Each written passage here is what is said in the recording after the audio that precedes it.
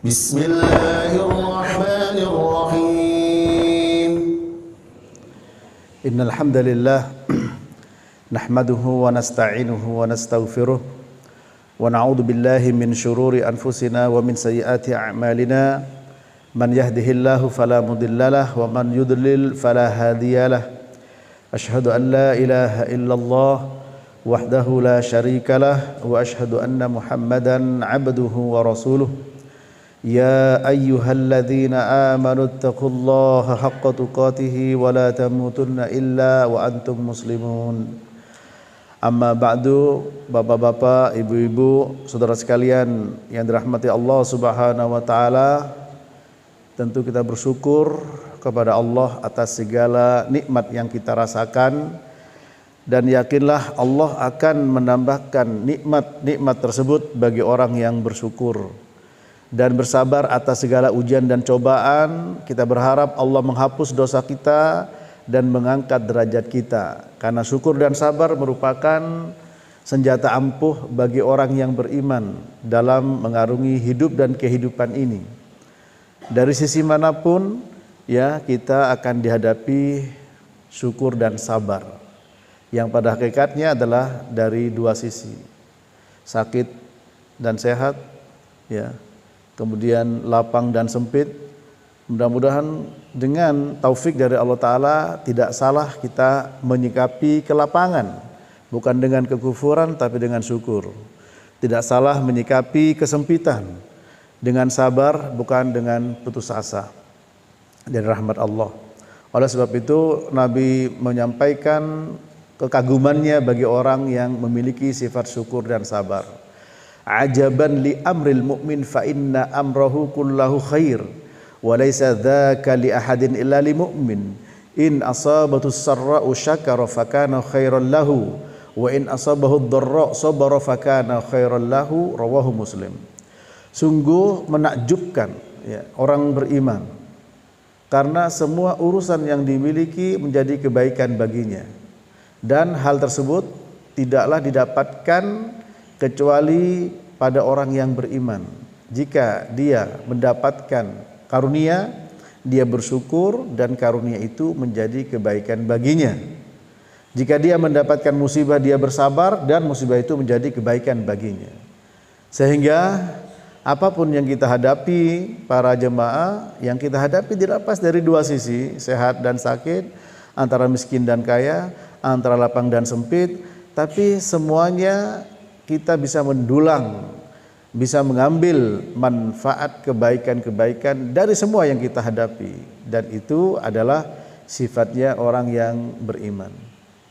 Tentu kita berharap duduknya kita setelah sholat subuh berjamaah, dan kita juga tahu sholat subuh berjamaah besar faedahnya, besar pahalanya.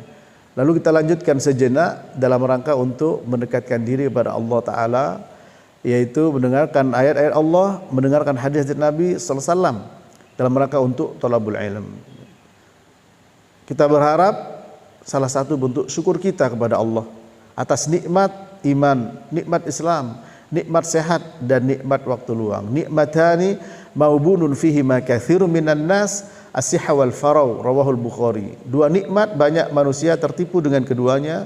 Yang pertama nikmat sehat, yang kedua nikmat waktu luang. Semuanya akan menjadi pertanyaan di hadapan Allah Subhanahu wa taala. Sebagaimana Nabi bersabda, la tazulu qadama ibni adam 'inda rabbih hatta yus'al an khamsin, an umrihi fima afnah, wa an shababihi fima belah, wa an rizqihi min aina iktasabah, wa fima anfaqah, wa ma 'alima fima 'alim, wa ma 'amila fima 'alima. Tidak akan bergeser kedua kaki anak Adam manusia di hadapan Allah pada hari kiamat hingga ditanya 5 perkara kepadanya. Yang pertama adalah untuk apa umurnya dihabiskan. Yang kedua, untuk apa waktu mudanya digunakan. Yang ketiga, dari mana dia dapat rezeki. Yang keempat, untuk apa rezeki itu dipakai. Dan yang kelima, bagaimana dia mengamalkan ilmunya. Berarti kesehatan, waktu luang, semuanya akan ditanya. Tsumma latus'alunna yauma idzin 'anin na'im. Kemudian akan ditanya semua nikmat pada hari di mana kita berhadapan dengan Allah Rabbul Alamin. Para jemaah rahmati Allah, maaf. Bismillah. kita sudah mengkaji satu kitab ya yang diterjemahkan di sini dengan mendulang faidah dari kalimat nubuwah ya, yang ada 99 hadis yang terjemah buku judul aslinya adalah Bahjatu Qulubil Abrar ya, wa Qurratu Uyunil Akhyar fi Syarhi Jawami'il Akhbar ya. Bahja itu adalah sinar ya, cahaya hati orang-orang yang baik, dan Qurratu Uyun, penyejuk pandangan mata-mata orang-orang pilihan ya. Syarah dari kitab Jawami'il Akhbar, kumpulan hadis-hadis Nabi sallallahu alaihi wasallam ya. Kemudian diterjemahkan bebas, mendulang faedah dari kalimat nubuwah. Tidak ada yang salah ya. Yang ditulis oleh Syekh Abdurrahman bin Nasir As-Sa'di rahimahullah taala. Kita sudah bahas buku ini para jemaah yang dulu diamanahkan kepada saya, dan sampai yang saya ingat hadis ke-50 ya, yaitu bersikap baik kepada wanita, dalam hal ini kepada istri ya. Ini hadis yang ke-50 yang saya ingat, mudah-mudahan saya tidak lupa. Hadis yang dibawa di sini adalah hadis Abi Hurairah radhiyallahu taala anhu. Beliau berkata, qala Rasulullah sallallahu alaihi wasallam, la yafriku mu'minun mu'minatan in kariha minha khuluqan radiya minha akhar, rawahu Muslim. Dari Abi Hurairah radhiyallahu taala anhu, beliau berkata, Rasulullah sallallahu alaihi wasallam bersabda, janganlah seorang mukmin ya membenci atau mengorek-orek kekurangan seorang mukminah. Di sini memang disebut mukmin umum, namun maksudnya memang di sini dibawa kepada khusus, yaitu suami istri. Ya, jika ia tidak menyukai darinya suatu perilaku, ia masih meridhai darinya perilaku yang lainnya. Hadis riwayat Imam Muslim ya. Dan ini merupakan petunjuk bagi para suami ya, kepada bagaimana berbuat dengan istrinya. Kita tahu para jemaah dirahmati Allah bahwa bangunan rumah tangga itu merupakan bagian terkecil dari bangunan bangsa dan negara yang besar ini. Sehingga kebaikan dalam rumah tangga itu juga merupakan andil besar untuk kebaikan bangsa dan bernegara. Hubungan suami istri juga akan berpengaruh kepada hubungan keluarga, anak-anak.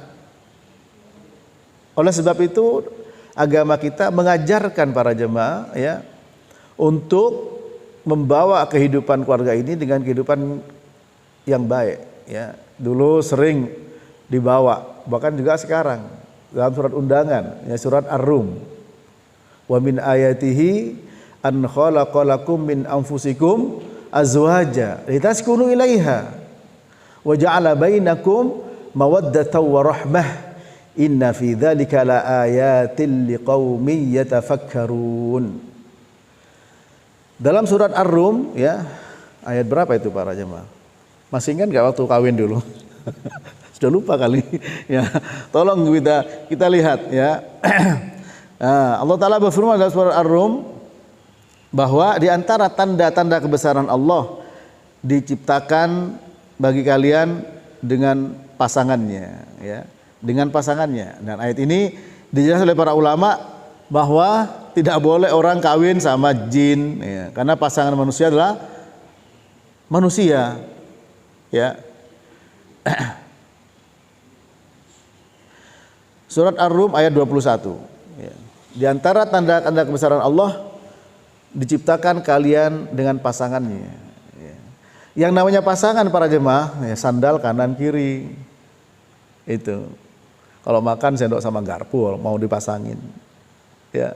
Bukan yang namanya pasangan itu sandal kanan sama sandal kanan. Sebab kalau sandal kanan dengan sandal kanan juga bukan pasangan. Maksudnya apa? Bukan laki sama laki, bukan perempuan sama perempuan. Laki sama wanita itu pasangan. Tujuannya litaskunu ilaiha, agar kalian itu tenang bersamanya. Dan Allah menjadikan antara kalian mawaddatan warahmah. Apa mawaddah? Mawaddah adalah kasih sayang, cinta dan kasih sayang. Ya, inna fi dzalika laayatil liqaumi yatafakkarun. Ternyata apa? Allah Ta'ala menutup firman-Nya dengan apa? Sesungguhnya pada suami istri ini, inna fi dzalika laayatin, ada tanda-tanda kebesaran Allah. Bagi siapa? Bagi orang yang mau berfikir.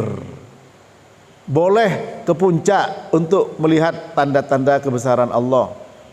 Boleh ke pantai untuk melihat tanda-tanda kebesaran Allah. Dan tanda-tanda kebesaran Allah itu dalam rangka untuk memberikan rasa takut kepada kita para jemaah. Ya, nah di sini kita diberikan tanda-tanda kebesaran Allah untuk apa? Memberikan rasa takut kepada kita. Karena apa? Ya karena kita bisa lihat fakta, ya, bisa lihat kenyataan. Orang melihat tanda-tanda kebesaran Allah itu malah bukan menimbulkan rasa takut kepada Allah Ta'ala, justru malah selfie. Ya, seperti terjadinya gerhana bulan, gerhana matahari, itu tanda-tanda kebesaran Allah Ta'ala. Ya, Allah berfirman, "Wa ma nursilu bil ayati illa takhwifa." Tidaklah kami mengirim tanda-tanda kebesaran Allah kecuali untuk memberikan rasa takut. Nabi bersabda, "Inna syamsa wal qamarah ayatani min ayatillah." Ya. Wala yankasifani limauti ahadin wala lihayatihi. Walakinna Allah Ta'ala yukhawifu biha ibadahu. Rawahul Bukhari an Abi Bakr Nufai bin Harith radhiyallahu ta'ala anhu. Nabi bersabda, sesungguhnya matahari dan bulan itu merupakan dua dari tanda-tanda kebesaran Allah. Keduanya tidak mengalami gerhana keduanya mengalami gerhana bukan karena kematian atau kelahiran seseorang, tapi Allah ya menghendaki untuk menakut-nakuti hambanya dengan gerhana itu. Malah sekarang orang selfie gerhana bulan, ya, blood moon dan seterusnya. Ini terjadi semacam ya distorsi pemahaman, distorsi makna. Tapi saya yakin karena tidak paham, karena tidak tahu. Itu harus kita kedepankan para jemaah. Ya, sebab kalau orang tidak tahu, insya Allah ya dimaafkan. Nah, kita kalau ingin mengetahui tanda-tanda kebesaran Allah, surat Ar-Rum ayat 21 yang sering kita tulis dalam surat undangan kawin, ya. Itu, dan masih ingat, insya Allah tercantum di situ. Tujuannya itu dengan diciptakan pasangan untuk apa? Litaskunu ilaiha, untuk bermesraan, untuk senang, untuk mendapatkan kedamaian. Ya, karena kalau sudah tidak damai, bisa kita bayangkan apa yang terjadi. Tentu bahtera rumah tangga akan bergejolak yang akan berpengaruh para jemaah kepada anak-anak. Dengan istilah broken home, ya, dan tidak sedikit anak-anak yang terlantar dengan kebebasan menurut pemikiran mereka. Karena apa? Karena hubungan orang tua, para jemaah. Maka di sini Nabi SAW memberikan apa? Memberikan petunjuk kepada kita para suami. Yaitu apa? La yafriku mu'minun mu'minah, ya, in karya khuluqan radhiya minha akhar. Rawahu Muslim. Janganlah seorang mukmin, di sini suami, ya, maksudnya suami mengorek-ngorek, mencari-cari, ya, atau membenci seorang mukminah, istri. Kalau dia tidak suka dengan satu tabiat, suatu karakter, satu sikap, perilaku, pasti akan ridho dari yang lain. Para jemaah, memang betul tidak ada gading yang tak retak. Ya, tidak ada gading yang tak retak.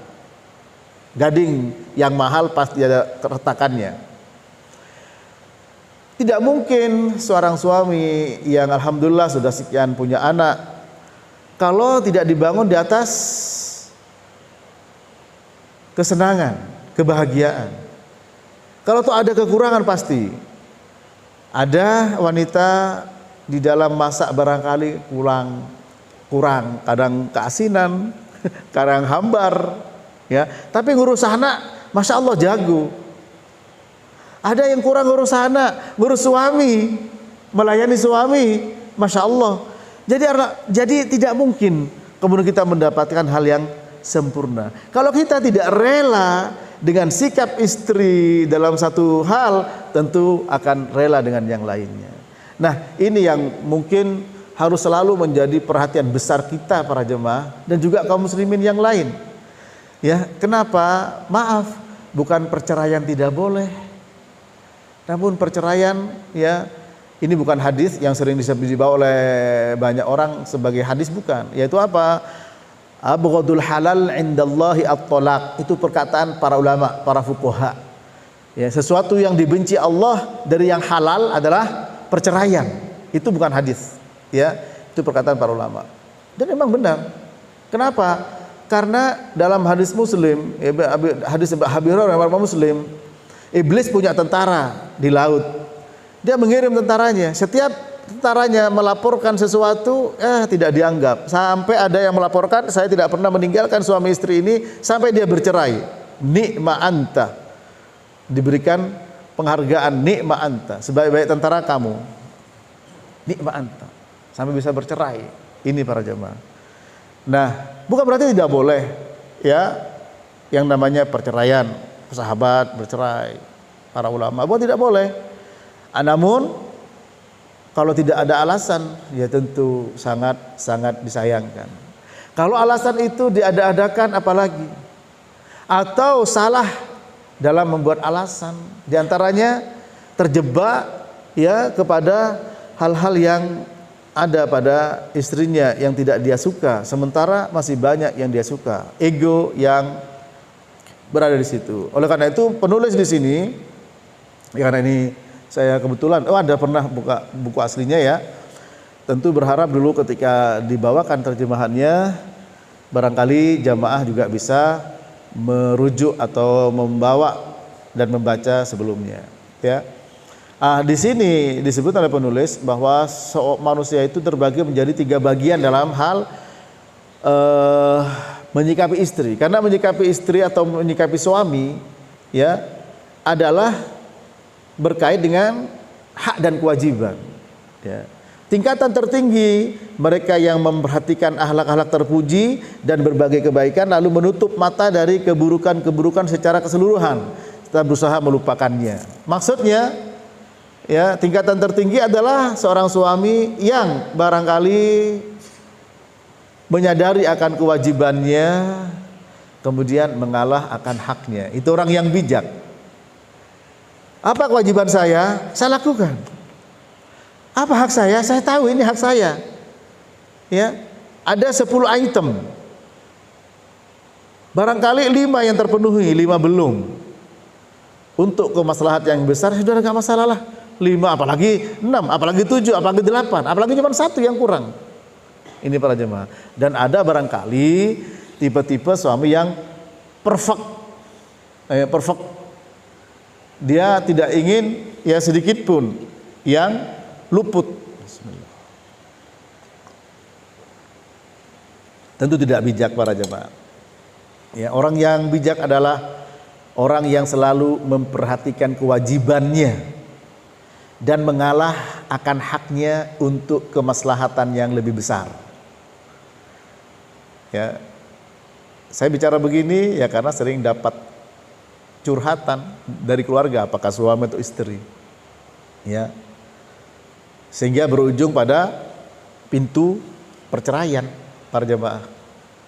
Ya, namun setelah mendapatkan nasihat, ya, tercerahkan lagi, udah tak suruh masuk tuh ke perpustakaan saya, tutup, ya, rangkulan minta maaf satu sama lain, ya, pulang dengan cerah, dengan kecerahan.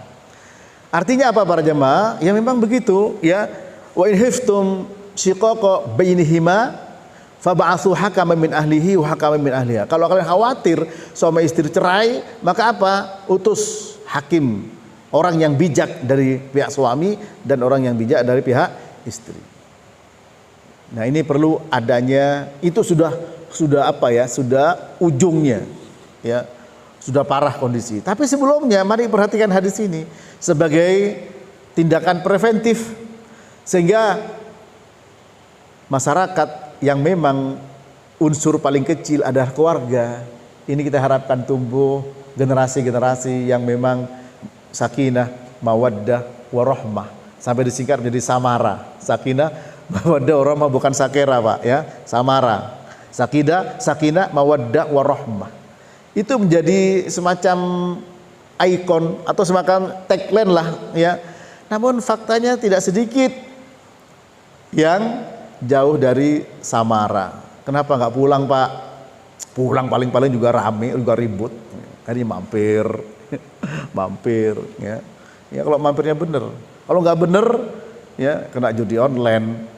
Kalau nggak bener bisa kena mabuk-mabukan dan seterusnya para jemaah. Bukan memberikan kebaikan kepada keluarganya tapi akan memperparah. Oleh karena itu kalau kita melihat hal yang tidak menyenang pada istri, ya kita harus bisa memaklumi. Masih banyak hal yang lain yang membuat kita senang. Ya. Karena sudah 15 tahun, ada yang 10 tahun, sekian tahun. Ya. Kalau pengantin baru, bulan madu, ya, sampai bau kentutnya bau duren. Kalau terpeleset sedikit, oh kenapa sayang? Tapi udah 2-3 tahun, apalagi 15 tahun.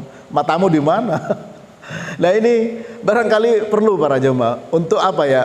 Ya untuk pencerahan bagi kita bahwa dan insya Allah yang pengalaman merasakan yang namanya sakinah, mawaddatan warahmah akan mengatakan baiti jannati, rumahku surgaku, karena nikmat. Karena memang rumah itu tempat bagi kita, keluarga, suami, istri, anak-anak itu bernaung para jemaah. Suami dari kepenatan, dari kecapean, dari berbagai macam urusan, nyampe rumah kelihatan anak sama istri masih kecil, dicium dari kaki sampai dari kepala sampai kakinya, udah ke jantung itu udah berbeda para jemaah. Nah, makanya bagaimana istri bisa membuat suami seperti itu, begitu sebaliknya. Ini para jemaah Allah. Nah, jadi tingkatan yang paling tinggi kembali kepada penjelasan beliau pensyarah yaitu Syekh Abdurrahman bin Nasir Sa'di. Tingkatan paling tinggi adalah orang yang memperhatikan akhlak terpuji dan berbagai kebaikan lalu menutup mata dari keburukan-keburukan serta secara keseluruhan. Artinya kebaikan istri semua diapresiasi. Ya, kekurangannya semua ditutup. Wah, ini bagaimana? Karena Nabi juga bersabda khairukum li ahlihi wa ana khairukum li ahli. Sebaik-baik kalian yang paling baik pada istrinya dan aku orang yang paling baik kepada istriku. Sampai-sampai siapa Hafsah atau Sofia ya, posturnya memang agak pendek ketika naik ke kendaraan. Dulu kalau tidak onta ya kuda atau keledai yang dijadikan untuk tempat naik itu paha beliau. Ini menunjukkan bagaimana beliau menyikapi para istri. Ya. Ini para jemaah hadis ke-50 yang saya ingat. Ya. Karena sekali lagi kehidupan berumah tangga itu merupakan perkara yang penting karena dari rumah tanggalah tersusun masyarakat. Sudah diberikan peringatan dalam surat At-Tahrim ayat yang ke-6. Ya ayyuhalladzina amanu qu anfusakum wa ahlikum nara wa quduhan nasu wal hijarah 'alaiha malaikatun ghiladun shidadun la ya'sunallaha ma amarahum wa yaf'aluna ma yu'marun. Wahai orang beriman, jaga dirimu dan keluargamu dari api neraka yang bahan bakarnya adalah batu dan manusia. Di dalamnya terdapat malaikat yang kejam, tidak memiliki rasa maaf, keras, selalu patuh, perintah Allah tidak pernah membangkang. Artinya ya malaikat tidak bisa dikelabui, ya, tidak seperti manusia bisa dikelabui, bisa disuap, bisa disogok. Malaikat tidak bisa. Terus apa untuk menyuap malaikat? Ya, artinya di sini kita diberikan peringatan bagaimana orang-orang yang akan menjadi penghuni api neraka. Dengan cara apa agar terhindar? Dengan cara menjaga diri kita dan keluarga kita dari api neraka. Kata Ali bin Abi Thalib radhiyallahu ta'ala anhu ketika menjelaskan ayat ini, "Allimuhu wa'addibuhu." Ajarkan ilmu dan ajarkan etika. Ajarkan akhlak, ajarkan adab. Anak-anak para jemaah, ya, kita sering mendengar dari pakar pendidikan, jangan berkata jangan kepada anak-anak. Sementara Quran menjelaskan ketika Luqman memberikan nasihat pada anaknya, ya bunayya la tusyrik billah innasyirka ladzulmun adzim. Wahai anakku, jangan kamu syirik, menyekutukan Allah, karena itu merupakan dosa yang sangat besar. Ini Quran, uslub Quran, cara mendidik. Juga Nabi ketika melihat Al-Hasan bin Ali masih kecil mau mengambil korma di bawah, kih jangan. Kenapa? Karena khawatir ya masuk kepada apa? Kepada harta zakat, karena keluarga Nabi tidak makan harta zakat. Dengan demikian Nabi melarang, ya, dengan kata jangan, kih jangan. Ini perlu menjadi perhatian kita, terutama bagi kita pemerhati pendidikan, agar bisa bijak dalam hal ini. Sebab anak-anak terkadang coret-coret tembok, dinding, kita biarkan, padahal itu merusak. Apakah anak-anak yang suka semprot dinding-dindingnya orang, rumah-rumahnya orang, apakah dulunya begitu? Ya, kita tidak tahu. Tapi uslub metode Quran mengatakan jangan engkau berbuat syirik, dijelaskan. Sesungguhnya syirik itu menyekutukan Allah. Artinya ada solusi. Ketika tidak boleh coret-coret tembok, dikasih kertas, diberikan arahan. Karena apa? Biar anak tidak semaunya ke depannya. Jangan sampai membentuk karakter semaunya dan bebas. Inna mimma adrakan nas min kalamin nubuwatil ula idza lam tastahi fasna ma syi'ta. Di antara perkataan kenabian yang pertama kali dikenal manusia, kalau kamu tidak punya malu, silakan berbuat semaumu. Nah, ini para jemaah. Nah, inilah berbuat semaunya, inilah akhirnya banyak menimbulkan persoalan-persoalan di masyarakat. Ya. Karena semaunya anak-anak, mengganggu orang sudah tidak peduli. Kemudian membuli teman-temannya sudah tidak peduli. Bahkan sudah sampai kepada fisik, ya, yang berujung pada kematian, sudah tidak sedikit yang terjadi seperti itu. Itu semua tentu ya kembali kepada kita sebagai orang tua, sebagai keluarga. Ya, kalau seorang ayah dan ibu harmonis, insya Allah tidak demikian, ya. Maka kalau kita melihat istri kekurangannya, kita tutup. Kepada ibu-ibu juga demikian, jangan sampai melihat kekurangan suaminya kemudian tidak bersyukur. Uritun nar fa idza aktsaru ahliha an-nisa, ya, yakfurna billah qala yakbal yakfurnal ashir. Apa kata Nabi? Diperlihatkan kepadaku neraka, penghuni yang paling banyak ternyata para wanita. Apakah mereka kufur pada Allah ya Rasul? Bukan, mereka tidak bersyukur, tidak berterima kasih kepada suaminya. Ketika di antara kalian berbuat kebaikan setahun, kata Nabi, ya, kemudian istri melihat yang tidak menyenangkan sekali, langsung apa yang dikatakan? Ma ra'aitah minka khairan qat, aku tidak pernah melihat kebaikan sedikit pun padamu. Ini ciri-ciri wanita penghuni neraka. Oleh karena itu juga sama, kita sebagai suami jangan melihat kekurangan istri kemudian menutupi semua kebaikannya. Orang yang paling tinggi derajatnya di sini adalah tingkatannya yang bisa menutupi kekurangan dengan kebaikan-kebaikan yang ada. Mengalah akan hak, menunaikan kewajiban.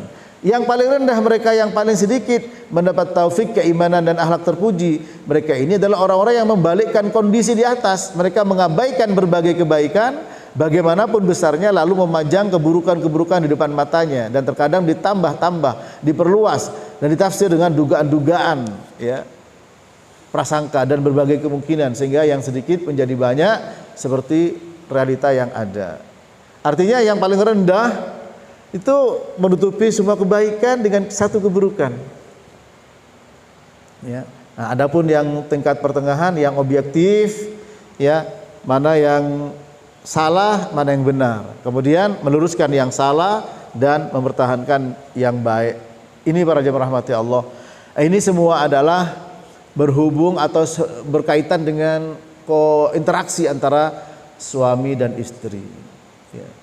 Bagaimana istri dan suami itu bisa menjadi pakaian satu dengan yang lain. Ya, kalau bicara begini ini ingat-ingat khutbah nikah.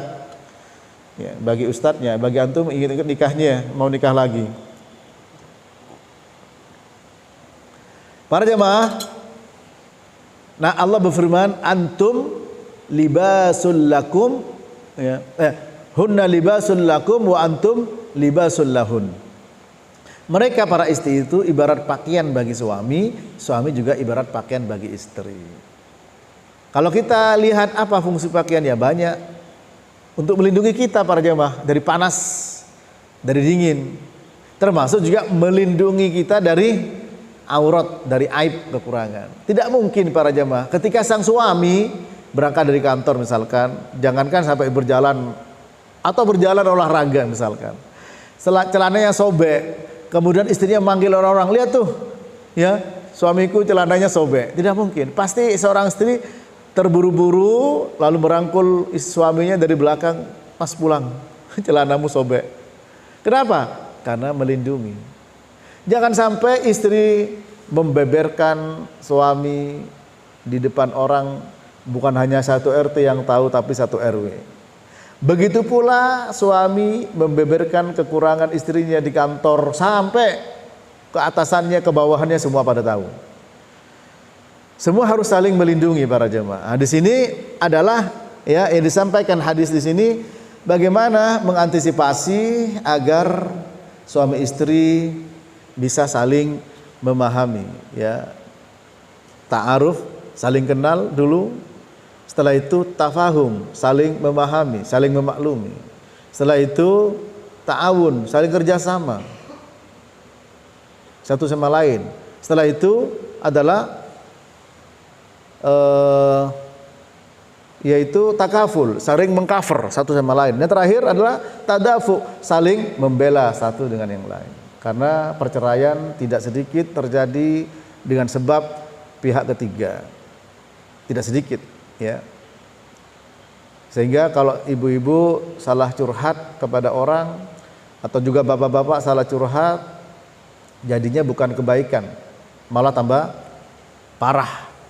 Ya, misalnya ibu-ibu salah curhat kepada seorang perempuan, setelah menyampaikan urusan-urusan keluarganya, urusan suaminya, apa jawabannya ibu yang salah curhat, yang salah dicurhati? Kalau gua punya suami begituan, gua tabok. Nah, ini. Ya. Dan ini terjadi penabokan istri sama suami, banyak terjadi para jemaah. Bukan enggak tidak terjadi, banyak terjadi. Ini. Ya, kemudian begitu pula istri, suami kepada istri. Bukan hanya ucapan, padahal tidak boleh la tuqabbih, jangan menjelek-jelekkan. Ya. Dasar anak tukang bakso, ayo naudzubillah min dzalik. Kan dulunya tahu bahwa istrinya itu, calon istrinya anaknya tukang bakso, kok baru nyadar setelah 3 tahun 4 tahun, dasar misalkan. Wala tadribul wajah, tidak boleh yang namanya memukul wajah. Mukul itu boleh Pak, ibu-ibu, bukan termasuk KDRT ya. Tapi hati-hati sekarang KDRT. Quran mengatakan boleh, tapi bukan untuk memukul dalam pengertian menyiksa. Ya, saya pernah menyaksikan depan mata kepala sampai saya, ya karena saya kenal, ya seperti apa orang menghakimi, masa menghakimin pencuri ayam saja istrinya dipukul, diinjek, wah sampai saya bawa ke rumah sakit itu para jamaah. Ya. Yang akhirnya suaminya juga mengakui kekeliruan itu. Itulah para jemaah rahmati Allah, tidak boleh memukul wajah. Dalam Quran disebutkan Allah berfirman apa? Astagfirullahaladzim. Wallati takhafuna nusuzahunna fa'iduhunna ya wadribuhunna astagfirullah wallati takhafuna nusuzahunna fa'iduhunna ya. Wanita-wanita yang kalian khawatirkan, nusyuz itu apa para jemaah? Berkata tinggi, biasanya iya mas ya bikin kopi, tapi akhirnya ngomongnya tinggi misalkan, maka berikan nasihat, fa'iduhunna wahjurhunna fil madaji wadribuhun. Kalau emang tidak bisa nasihat, bisa tempat tidur, dan nasihat tidak hanya sekali dua kali, terus jangan putus asa. Kalau sudah tidak mampu, bisa tempat tidur. Kalau tidak mampu, wadribuhun, akhir dipukul. Boleh, tapi bukan pukulan yang menyiksa, bukan para jamaah. Tapi tentu itu akhir, ya. Karena di Quran masalahnya. Quran sebagai petunjuk kita, jangan kita tolak sebagai orang beriman, ya. Namun akhir, pertama nasihat, insya Allah bisa dirayu. Dulu kita merayu para istri sampai mau jadi istri kita. Kenapa sekarang kok susah untuk merayu lagi? Untuk ngegombal lagi, apakah karena ingin ngerayu yang lain? Nah ini ibu-ibu ya, kebetulan kayak seperti ada ibu-ibu yang hadir ya, maka silahkan para jemaah. Justru pengalaman bagi mereka yang sudah berumah tangga lama, sampai kakek-kakek, sampai nenek-nenek, alhamdulillah terasa sakinah, mawaddah, warahmah. Justru tambah tua ya, tambah semakin sayang suami istri. Ini semua akan berpengaruh kepada tentu anak-anak kita, ya, bagi para yang masih muda-muda, ya, atau muda setengah tua yang ingin lagi, itu akan berpengaruh. Nah, di sini beliau sampaikan hadis ini yang pesannya adalah jangan sampai kita menghilangkan kebaikan-kebaikan yang ada pada istri dengan alasan melihat sebagian dari kekurangan. Kalau bisa kekurangan ditutup dengan kebaikan itu. Kalau bisa, tidak bisa yang kedua, yang tengah-tengah, yaitu objektif, kekurangan diakui, kelebihan diakui. Kalau tadi kan kekurangan sudah tidak diakui, ditutup, sudahlah baik semua. Tapi tetap ada yang namanya nasihat, ya. Seperti tadi, wallati takhafuna nusyuzahunna fa'iduhunna wajurhunna fil madaji wadribuhun. Ya, saya sampaikan di surat apa supaya nanti para jemaah juga bisa memahami, ya. An-Nisa 34 ya. Ya. An-Nisa ayat 34 di tengah-tengahnya, ya. Ar-rijalu qawwamuna 'alan nisa bima faddalallahu ba'dhum 'ala ba'din wa bima anfaqu min amwalihim, ya, dan seterusnya. Kemudian wallati takhafuna nusyuzahunna fa'iduhunna wajruhunna fil madaji wadribuhun, ya. Wanita yang kalian khawatirkan, para istri, nusyuz itu Pak dari kata nasyis. Nasyis itu meninggi. Biasanya iya mas, apa? Nah itu sudah nusyuz, itu sudah nusyuz. Maka tidak kasih nasihat, apalagi lebih daripada itu. Nah sekarang bukan hanya suami yang mukul istri, sekarang banyak istri yang mukul suami, betul Pak? Ada tidak istri mukul suami? Ada Pak ya? Ya ada sekarang, banyak sekarang terjadi semacam itu. Nah ini bagaimana hal tersebut jangan sampai terjadi, ya. Ini adalah nasihat dari Rasulullah Sallallahu Alaihi Wasallam. Ya barangkali untuk materi sampai di sini, mudah-mudahan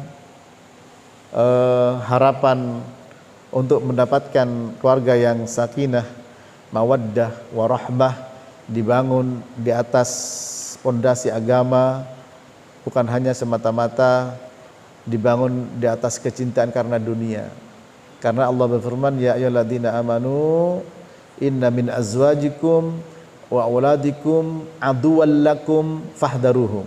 Wahai orang-orang beriman, di antara istri dan anak-anakmu bisa jadi musuh bagimu, hati-hati. Nabi bersabda, habibaka haunan ma asa an yakuna baghidaka yauman ma wa baghidaka haunan ma asa an yakuna habibaka yauman ma. Cintailah orang yang kamu cintai sewajarnya, karena suatu saat akan menjadi musuh yang kau benci. Bencilah kepada orang yang engkau benci sewajarnya, karena suatu saat bisa menjadi kekasih. Artinya di sini kita harus memperhatikan koridor syariat di dalam cinta dan benci. Dalam surat Taubah ayat 24 Allah berfirman, "Qul in kana aba'ukum wa abna'ukum wa ikhwanukum wa azwajukum wa ashiratukum wa amwalun iktaraftumuha wa tijaratun tahsawna kasadaha wa masakinu tardawnaha ahabba ilaikum minallah wa rasulih wa jihadin fi sabilih fatarabbasu hatta ya'tiyallahu bi amrih." Ya. Katakanlah jika bapak-bapakmu, anak-anakmu, saudara-saudaramu, istri-istrimu, wargamu, ya, kemudian hartamu yang kamu sukai, perdagangan yang kamu khawatirkan kerugiannya, rumah-rumah tempat tinggal yang kamu sukai, lebih kamu cintai dibandingkan Allah dan Rasulnya dan berjihad di jalannya, tunggulah saat Allah mendatangkan urusannya. Ya. Allah tidak memberikan petunjuk kepada orang-orang yang fasik. Cinta dan benci harus dibangun di atas koridor syariat, koridor syar'i. Bagaimana Allah mencintai, cintailah istri dan anak. Bagaimana Nabi mengajarkan, ikuti apa yang diajarkan beliau dalam cinta dan benci. Baik, para jemaah rahmati Allah, barangkali ini yang bisa saya sampaikan untuk keterangan hadis yang ke-50. Silahkan kalau ada pertanyaan dari jemaah. Bismillahirrahmanirrahim. Assalamualaikum warahmatullahi wabarakatuh. Waalaikumsalam warahmatullahi wabarakatuh. Ustadz, sekarang saat ini kan memang emansipasi wanita begitu kuat gitu loh. Makanya kalau nggak salah juga ada istri melakukan KDRT ke pria gitu ya. Seperti apa sih emansipasi dilihat dari perspektif Al-Quran gitu loh. Iya, iya. Terus batas-batas apa aja yang memang masih bisa tolerir? Iya. Itu ya Ustadz. Iya. Terima kasih Ustadz. Assalamualaikum warahmatullahi wabarakatuh. Waalaikumsalam warahmatullahi wabarakatuh. Di dalam surat An-Nisa yang tadi yaitu ayat 34 ya. 34 Allah Ta'ala menjelaskan bahwa ar-rijalu qawwamuna 'alan nisa bima faddalallah ba'dahum 'ala ba'din wa bima anfaqu min amwalihim. Laki-laki merupakan qawwam. Qawwam itu adalah bisa dimaknai pemimpin, ya, dimaknai sebagai qawwam yaitu yang melindungi kaum perempuan. Ya.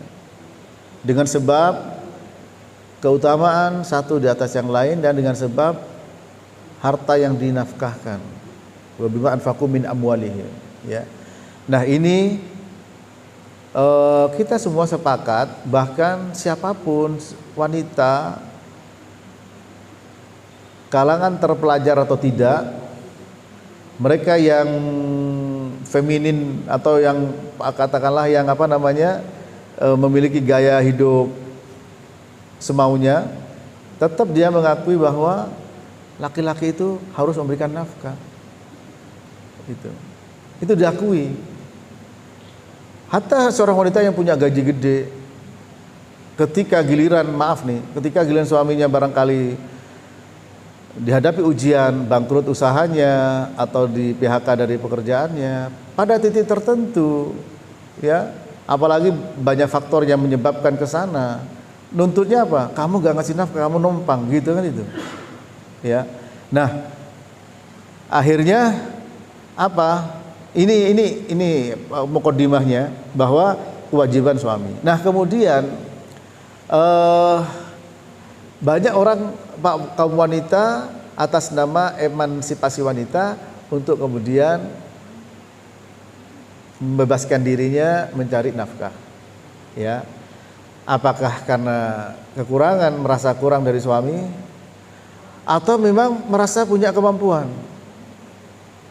Nah, maka di sini maaf, sehebat apapun seorang istri dalam hal kemampuan untuk mencari nafkah, mencari uang, tentu haruslah berada dalam naungan suami. Dalam pengertian pertama, seizin suami. Yang kedua, bukan pekerjaan yang melanggar syariat. Tidak menimbulkan yang namanya campur aduk antara laki dan perempuan. Ya. Karena apa?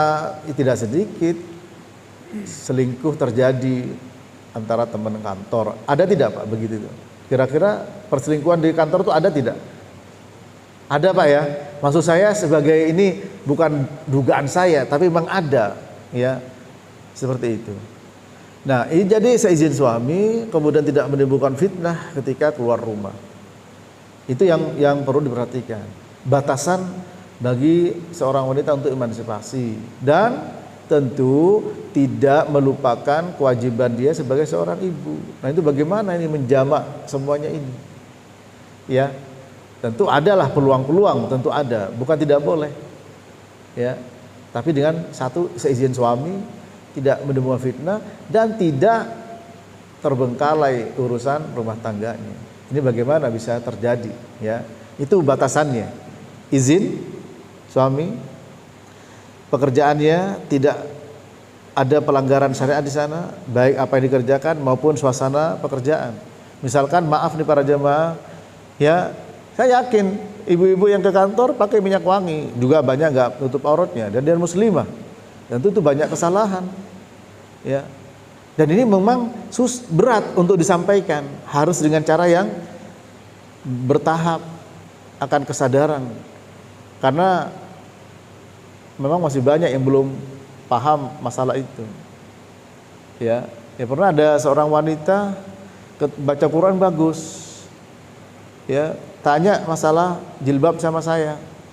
Ini kebetulan waktu saya ngisi pengajian yang diminta KBRI di Beijing, itu istri atase pertahanan, ya, wakilnya. Dia bacanya bagus, fasih baca Quran. Tapi ternyata apa? Ketika tanya tentang jilbab, dia tahu. Saya suruh buka surat Al-Ahzab. Ternyata apa? Heran Pak, kaget. Loh, ternyata ada ya Pak Ustadz ya? Iya. Artinya banyak orang tidak paham para jemaah. Nah, karena itu kekeliruan itu kita sikapi dengan bijak karena tidak tahu. Maka kita beritahu. Nah, kembali kepada pertanyaan Bapak, batasnya yang tadi. Izin, tidak ada pelanggaran syar'i, ya. Apa pelanggaran syar'i? Nanti bisa melihat kenyataan tidak menutup aurat, kemudian bergaul bebas dengan laki-laki lain, menggunakan minyak wangi, itu semua pelanggaran syar'i. Ya. Dan yang ketiga adalah tidak terbengkalai urusan yang di rumah tangga anak-anak. Ini penting, ya. Karena memang tujuannya berkeluarga adalah membina keluarga. Demikian. Allahu a'lam. Maaf kalau jawaban saya kurang familiar, terutama bagi emansipasi wanita ini. Ya, ada lagi pertanyaan, silakan. Iya Pak. Bismillah. Ustaz, ada hadis yang menyebutkan bahwa laki-laki itu kan dibenci kalau dia sampai menjadi seorang dayuth. Dayuth, iya, nah, betul. Dalam realitanya ketika suami harus mendidik istri, berarti harus berusaha untuk menyampaikan mana yang pelanggaran, mana yang tidak. Yeah. Seperti yang Ustaz sampaikan tadi kan, untuk memperbaiki kesalahan perlu waktu. Yeah. Ya, tergantung seberapa berat kesalahannya gitu Ustaz. Betul. Cuma bagaimana cara menyikapi agar suami ini tidak menjadi seorang dayuth sementara mendidik istri itu perlu waktu yang lama. Yeah. Bertahun-tahun, jadi dia menjadi seorang dayuth bertahun-tahun. Jadi bagaimana itu Ustaz? Yeah. Nah, jazakallah khair. Yeah. Tapi bukan untuk mau cari yang baru ya. Jadi gini, dalam sebuah hadis Nabi bersabda, "Thalathun la yadkhulul jannah wa la yanzurullah ilaihim yaumal qiyamah, al-'aq walidayh wal mar'atul mutarajjilatul mutasyabbihatu birrijal wad dayyus." Rawahu Abu Dawud. 3 orang tidak masuk surga, tidak dilihat oleh Allah pada hari kiamat. Yang pertama, anak durhaka pada kedua orang tua. Pertama. Yang kedua, wanita yang menyerupai laki-laki. Dan yang ketiga adalah ad-dayyus. Apa ad-dayyus? Alladzi la yugharu ala ahlihi. Ya, Imam Ahmad mengatakan kepala keluarga yang tidak memiliki kecemburuan agama kepada keluarganya. Nah, para jemaah, kita bisa memaklumi, barangkali kita menikah dulu masih belum sama-sama mengerti, sama-sama belum paham. Dalam perjalanan yang terjadi, terkadang ada istri dulu yang diberi hidayah oleh Allah Ta'ala. Untuk apa? Dekat dan mau memahami dan menjalankan agama. Terkadang juga suami dulu.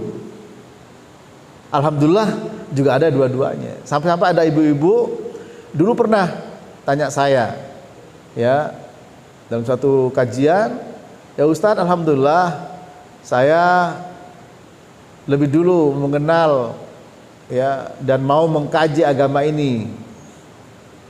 Kemudian saya ajak suami. Awal tidak mau, ngajak tidak mau, ngajak nganter saya tidak mau. Tapi saya sabar, saya doa. Akhirnya mau ngajak ngantar, proses. Akhirnya setelah itu apa? Juga ikut ngaji. Oh, pengajiannya begini. Quran dan hadis disampaikan. Alhamdulillah tidak ada persoalan. Akhirnya dua-duanya sekarang saling bahu membahu untuk bisa memahami agama itu. Nah, begitu pula dengan suami ketika istri perlu proses, iya. Ya, insya Allah ketika sudah ada kecemburuan tidak masuk kepada ad-dayyus. Kenapa? Karena kita menyadari bahwa istri saya salah dan saya proses untuk meluruskan. Yang ad-dayyus itu pelanggaran yang agama yang dilakukan oleh keluarga, baik anak maupun istri, kita tenang-tenang saja gitu. Ya, itu. Tenang-tenang. Seperti maaf nih para jemaah, ya, ada seorang suami bonceng istrinya di atas motor, ya istrinya ya pakai celana pendek, seakan-akan mau mengatakan silakan dilihat, disentuh jangan, kan begitu. Nah, itu yang dayyus. Atau istrinya tidak sholat dibiarkan, itu dayyus. Tapi kita pertama hati sudah tidak nyaman, ya. Nah, biasanya ketika hati tidak nyaman, bahasa tubuh kita tentu akan terpengaruh, baik mata, ya, baik lisan terpengaruh. Akhirnya minimal ya Allah minta pada Allah Ta'ala, tidak nyaman, berlanjut, kamu jangan begitu. Nah, proses nasihat itu sudah bukan dayyus lagi, ya, masih belum hidayah belum masuk, karena kita cuma memberikan hidayah ilmu. Adapun taufik dari Allah Subhanahu wa taala. Jangan putus asa, terus nasihati, ya, sampai benar-benar sudah tidak bisa dan melanggar. Pasti satu saat, ya, pelanggarannya sudah tidak bisa ditoleransi kalau memang seperti itu. Nah, kalau sudah pada titik tidak bisa ditolerir, ya silahkan untuk komunikasi, konsul sama orang-orang yang bijak dalam menghadapi persoalan tersebut. Jadi tetap tidak masuk dayyus kalau masih ada perasaan itu, Pak. Ya, ya, cukup ya, Pak. Beliau silakan. Ya. Terima kasih, Ustaz. Ya, Assalamualaikum warahmatullahi wabarakatuh. Waalaikumsalam warahmatullahi wabarakatuh. Atas tafsirannya terima kasih, Ustaz, sangat bermanfaat. Ada dua pertanyaan singkat. Iya, Pak. Kalau kita melihat fenomena ada pemimpin wanita yang jauh lebih baik dibanding pemimpin laki-laki, Ustaz. Bahkan ini mungkin pemimpin laki-lakinya itu, iya, Pak, kinerjanya jauh sekali. Iya. Yang ingin kami tanyakan adalah bagaimana pandangan Islam terkait dengan fenomena seperti itu. Yang kedua, barangkali sekarang di negeri Arab misalnya, modernisasi sudah sedemikian jauh. Iya. Bioskop sudah ada, wanita boleh keluar rumah nyetir mobil dan berbagai kegiatan-kegiatan lain. Iya, Pak. Iya. Dan juga sebagian mereka juga menjadi eksekutif di beberapa perusahaan. Iya. Bagaimana pandangan Ustadz terkait dengan fenomena ini? Iya. Baik. Pertanyaan sangat bagus. Ya. Ar-rijalu qawwamuna 'alan nisa. Di situ memang dijelaskan oleh ulama, alnya adalah bukan al-istighraqiyah, tapi alnya adalah li bayanil jinsi, untuk menjelaskan keumuman, ya, kebanyakan, bukan semuanya. Betul. Ya, hanya mungkin tadi saya lupa kelewat untuk menjelaskan ya.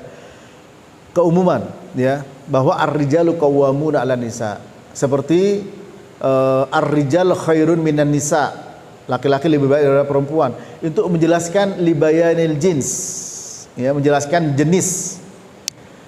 Namun faktanya banyak perempuan yang lebih baik daripada laki-laki.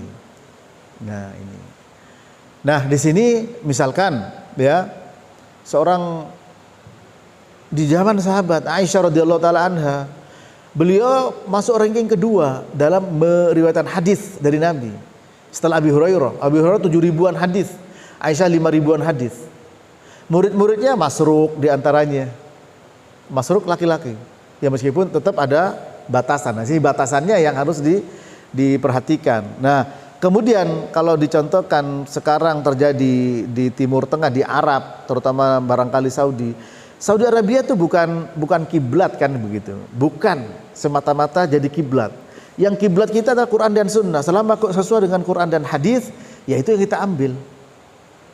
Dari siapapun dan dari manapun. Tapi selama itu ada pelanggaran Quran dan hadis dari manapun, ya, karena terkadang ada semacam kesalahpahaman, maaf nih, seperti cadar ya. Orang pakai cadar itu ngerti orang Saudi. Ya. Padahal itu adalah terkait dengan hadis-hadis yang memang ulama memang berbeda pendapat. Ada yang wajib, ada yang mengatakan sunnah. Namun orang mengatakan itu adalah adat orang Saudi. Ya. Apalagi itu ada memang ulama beda pendapat. Ada yang mengatakan wajib, ada yang mengatakan sunnah, afdol, keutamaan. Nah kemudian ketika mereka buka cadar, bukan berarti ini orang Arab sudah buka cadar. Kenapa kamu masih pakai cadar? Karena bukan contoh mereka. Dan mereka banyak pakai, tidak ngerti juga. Karena pakai cadar juga kakinya telanjang. Betisnya kelihatan. Mau lihat, kalau ke puncak di Bogor itu, ya kadang seperti itu. Karena gak paham juga, ikut-ikutan. Nah, yang tidak paham akan agama bukan hanya kita, bahkan orang Arab pun juga banyak gak paham agama. Ya. Dan kalau saya umroh misalkan Pak ya, nggak pas lagi bimbing, lihat misalkan mau sholat nih, ya kan masih iddiba ininya masih terbuka pundak kanannya, itu sholat. Nah saya mau sholat nggak boleh tertutup ini, dilarang sama Nabi. Yuksaf al katif, langsung terima kasih nih, langsung tutup. Ada pemuda masuk masjid dari tadi sebelum subuh, saya lihat dia, ya terus saya sholat habis adzan saya sholat kemudian subuh, sampai lama gak sholat. Saya katakan, ya lima dalam tusolli, ya saya bilang, ya apa rakaat qabla fajr khairun minad dunya wa ma fiha. 2 rakaat sebelum subuh, ya itu lebih baik daripada 2 di sini. Langsung sholat. Nah, ini menariknya ketika di zaman saya itu alhamdulillah. Ya. Seandainya mau debat tidak panjang, apa ini? Setelah sampaikan hadis, terima kasih banyak. Jazakallahu khairan. Sampaikan ayat, terima kasih banyak. Nah, ini artinya mereka juga tidak paham. Lewat depan orang sholat banyak. Ya. Itu. Artinya fenomena itu bukan berarti kemudian nilai-nilai yang memang ada bahasa kita Pak, dasar hukum atau payung hukum bahasa kita, ya. Tapi bahasa agamanya ada dalil. Dan dalil itu bisa dua, punya sifat, qat'iyatu tsubut, dhanniyatu tsubut. Qat'iyatu dalalah, dhanniyatu dalalah. Apa qat'iyatu tsubut? Dia ketetapan akan validitas. Ya, sahih, Quran mutawatir, ada hadis mutawatir. Ada yang validitasnya itu ya kevalitan akan hadis dhanni, tapi ulama mengamalkannya. Dalalahnya juga ada yang dhanni, sehingga timbul perselisihan para ulama, tinggal mana yang rojih, mana yang marjuh. Itu kalau kita melihat dari sisi itu, insya Allah melihat fenomena perubahan-perubahan yang ada, tidak kemudian diambil garis benang merahnya kepada fenomena yang terjadi sekarang di Arab, ya. Itu kan karena kekuasaan penguasanya saja. Tapi lihat bagaimana dalil yang ada. Misalkan masalah orang bekerja. Orang bekerja tadi ditanya, wanita bekerja ya boleh dengan catatan 3 tadi. Kalau sudah ada pelanggaran itu, dia suami tidak rela, sementara sudah tercover, Pak. Tercover kebutuhannya. Ya, suami tidak rela, tidak boleh. Meskipun barangkali dia bisa dapat gaji lebih besar dan habis tidak ridho suami. Mungkin ada suami yang seperti itu. Padahal tidak melanggar syar'i. Tapi suami ingin bersama dengan anaknya dan sudah di-cover. Tidak sampai kekurangan. Kecuali kekurangan dan dia punya kemampuan untuk mencari nafkah dan tidak melanggar syar'i, ya tentu saja ini beda suasana. Nah, sementara kalau misalkan kita secara istilahnya generalisir dari kejadian yang ada di Timur Tengah, terutama di Arab Saudi terjadi semacam itu, perubahan-perubahan, ya maaf, tentu saja itu tidak bisa kita jadikan sebagai dalil. Demikian juga dulu dianggap kita itu ngikutin Saudi, orang-orang yang berpakaian atau apa. Pakaian begini para jemaah sebenarnya dalam rangka tidak membentuk lekukan badan. Selama pakaian tidak membentuk lekukan badan, silakan, tidak ada masalah. Ya. Karena kita lihat orang sholat pakaiannya itu ketat, ya, laki-laki celana, baju atau kaos. Ketika sujud, maaf, ada orang bilang kelihatan jelengan babi, kata gitu istilahnya. Itu kan aurat, nggak boleh. Itu. Tapi kalau pakai begini, insya Allah terhindar. Atau pakai sarung atau yang lain, pakaian yang ketat, yang tidak ketat. Jadi bukan karena ikut-ikutan. Nah, itu yang kadang-kadang ada kekeliruan dalam pemikiran itu. Ya, karena pakaian itu adat. Selama adat, nggak masalah bapak mau pakai peci nggak pakai atau pakai belangkon, boleh, nggak ada masalah. Yang tidak boleh pakai kemben. Kemben, kawin pakai kemben, suami belum lihat pundaknya, sekampung sudah lihat pundaknya. Orang sekampung kan tidak boleh, kelihatan aurat. Sama-sama adat, tapi satunya sesuai dengan tidak melanggar syar'i, yang satunya melanggar syar'i. Maka yang tidak melanggar syar'i lah wa'mur bil urfi wa'arid 'anil jahilin, perintah dengan adat. Nah, ini ada dalil wa'mur bil urfi wa'arid 'anil jahilin. Sampai ada kaidah fikih, al-'adatu muhakkamah ma lam tukhalif asy-syar'a. Adat jadi hukum selama tidak bertentangan dengan syariat. Seperti orang mengatakan, di mana bumi dipijak, di situ langit dijunjung. Silakan, selama tidak bertentangan dengan syariat. Tapi kalau bertentangan dengan syariat dalam urusan akidah, dalam urusan ibadah, ya tentu kita harus memberikan penjelasan. Nah, dengan demikian tidak semuanya ditolak, begitu pula tidak semuanya diterima. Karena kita sebagai muslim, kemudian juga ya undang-undang pasal 29 saya masih ingat sekali, ya, masing-masing diberikan untuk menjalankan agamanya. Ya. Keyakinan para jemaah. Nah, keyakinan dan agama itulah ketika di kalangan kaum muslimin kemudian terjadi semacam kontroversi, tinggal bagaimana mempertanggungjawabkan secara ilmiah, ya, pertanggungjawaban akuntabilitasnya untuk menyampaikan argumentasi. Misalkan cadar, misalnya tadi Bapak tanya masalah emansipasi wanita, nah itu bagaimana, ya, semuanya terjadi. Nah, ini perlu memang selalu difamiliarkan untuk bisa berdialog. Seperti Bapak beliau tadi tanya.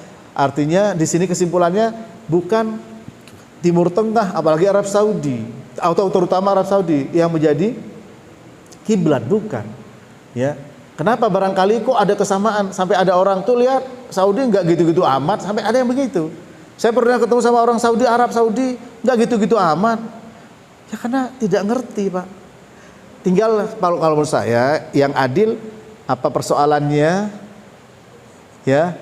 Apa hubungannya dengan sana? Misalkan yang terjadi secara fisik, ya, pakaian, maaf nih, ya ini jenggot atau cadar, itu dia oleh Saudi. Saudi banyak yang nggak pakai katanya, karena nggak paham atau paham dilanggar.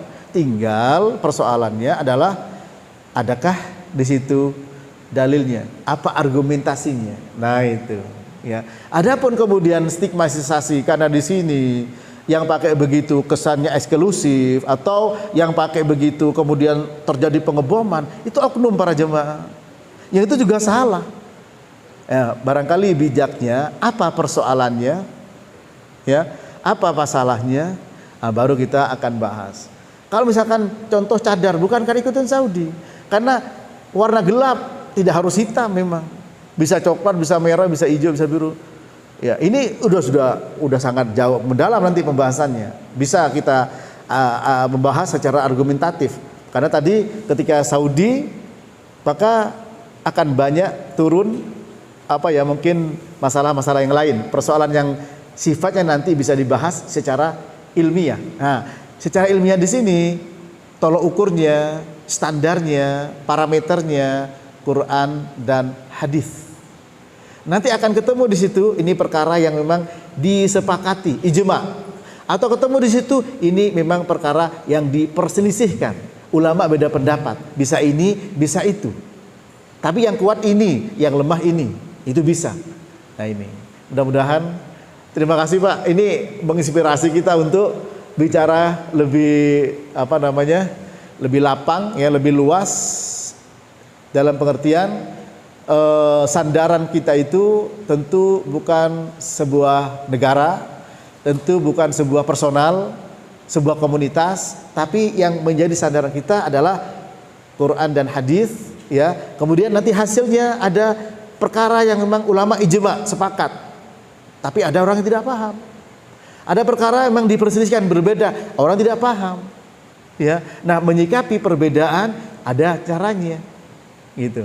Atas ijtihad para ulama. Nah kalau itu kita bahas, insya Allah tidak ada ya muskilah-muskilah yang terjadi. Yang terjadi yang ada itu kebetulan ya melakukan tindakan-tindakan anarkis, ya, dalam hal ini teror-teror yang ada itu kebetulan pakaian begitu. Akhirnya justifikasi ini mengenai pada semua dan dianggap sebagai sebuah ancaman, ya. Ada bagian intelijen mengatakan ini sebuah ancaman.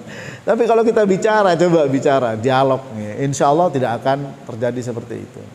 Ya, demikian Pak. Mudah-mudahan bermanfaat. Barangkali sampai di sini. Ada lagi Pak? Ini ya. ada titipan pertanyaan dari Pak, ya. Satu pertanyaan dari Ibu Ustaz ya. Iya Pak. Bismillah, Assalamualaikum warahmatullahi wabarakatuh.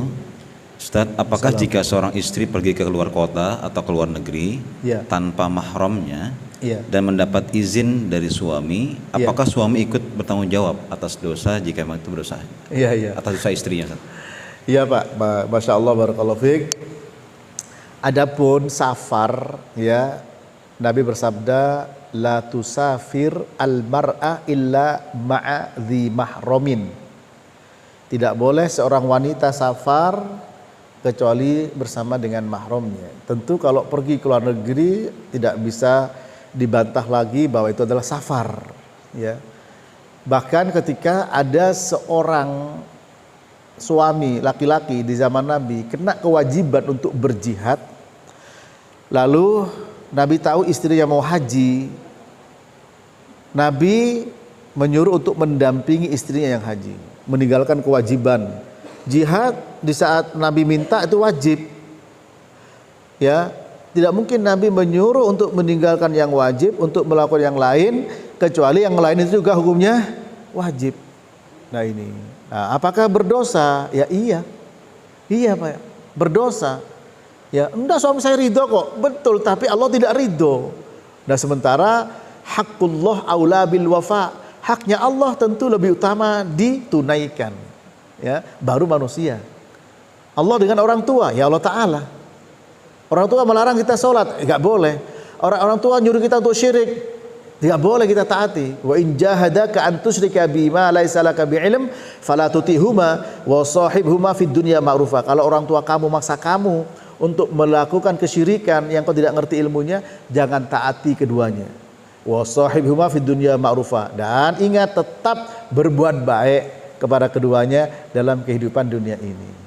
Ya, Nabi bersabda, la ta'ata li mahlukin fi maksiatil khaliq wa innamat ta'atu fil ma'ruf. Tidak ada ketaatan kepada hamba, kepada makhluk dalam rangka berbuat dosa maksiat kepada khaliq, kepada Allah Ta'ala. Ketaatan hanya dalam masalah yang baik-baik saja. Pernah dulu di zaman Nabi, di zaman sahabat, ya, ketika ada pasukan diutus pasukan, ini pimpinan pasukannya, kalau sekarang barangkali pimpinan batalionnya nyuruh masuk ke dalam api. Mereka ya namanya api, ini risiko kematian. Akhirnya sampaikan kepada Nabi, kalau kamu masuk ya mati kamu hangus. Ya tidak boleh ditaati. Ya, hal-hal yang tidak sesuai dengan ketentuan Allah. Ya demikian, Pak. Allahu a'lam bishawab. Barangkali sampai di sini semoga bermanfaat, kurang lebihnya mohon maaf, dan saya selalu siap untuk dialog, diskusi para jemaah, dan insya Allah saya pertanggungjawabkan ya apa yang saya sampaikan. Nanti ujung-ujungnya kalau tidak ijma ada khilaf ulama ya. Kalau khilaf bisa kita jelaskan yang rojih sama yang marjuh dengan dasar-dasar. Kenapa rojih ini pendapat lebih kuat, ini pendapat lebih lemah atau lemah, bisa kita dialogkan di sana. Nah di sana lah insya Allah apa yang kita hadapi mudah-mudahan punya sandaran-sandaran hukum, kalau bahasa orang sekarang dasar hukum atau payung hukum yang jelas. Kurang lebih mohon maaf. Wassallallahu ala nabiyyina Muhammadin wa ala alihi wa sahbihi wasallam. Wa akhiru da'wana anil hamdulillahi rabbil alamin. Subhanakallahumma wa bihamdik asyhadu an la ilaha illa anta astaghfiruka wa atubu ilaik. Wassalamu alaikum warahmatullahi wabarakatuh.